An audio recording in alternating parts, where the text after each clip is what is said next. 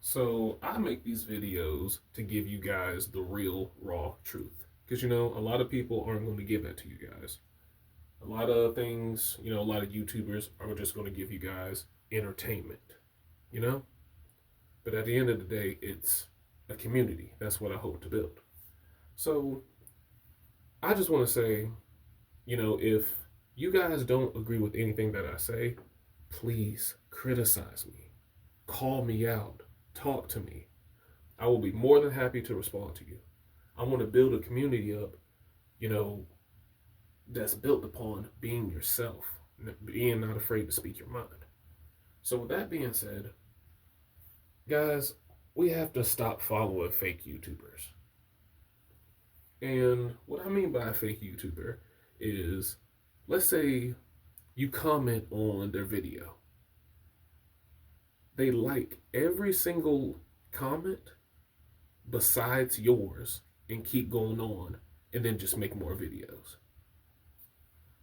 Now,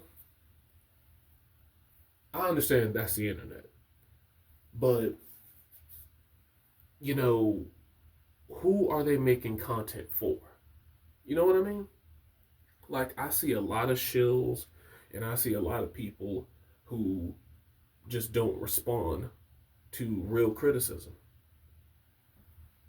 Like I said before, if I'm saying something wrong, I want you guys to call me out. I'm not above getting corrected. I'm not above criticism.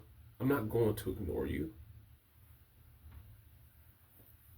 So it's like, you know, in the past, they can like your comment because your comment was super duper positive, super duper, good. And then they like your comment. But once you criticize them and once you're honest with them and truthful with them, they don't hear you out and they just move on. I'm not going to say too many names, but I was a huge fan of this YouTuber. Loved his content and I supported him because his family got doxxed.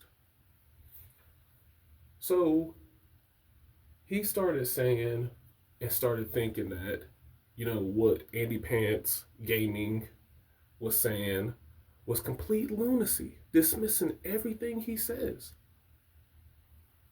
Like, I don't know if you guys are aware, but one of the greatest minds in the superhero universe is Batman. You know why? Because Batman takes no chances. He preps. I don't care if people think that Christians are crazy and loony, or that one day the whole entire world's going to end because of star jumpers. Is there lessons? Is there a way we can prepare? There's a method to madness. Well, not in generally, but in some cases.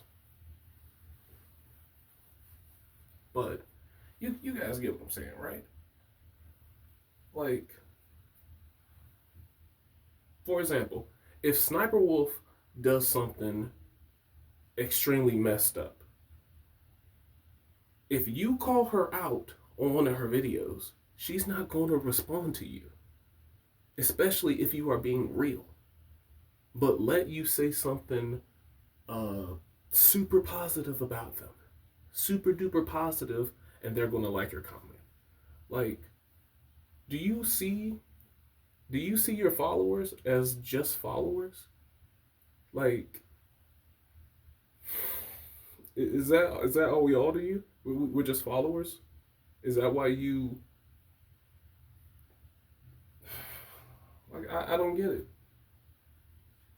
Like, what's the point of following a YouTuber that doesn't care about you, or you know, that doesn't want to hear criticism?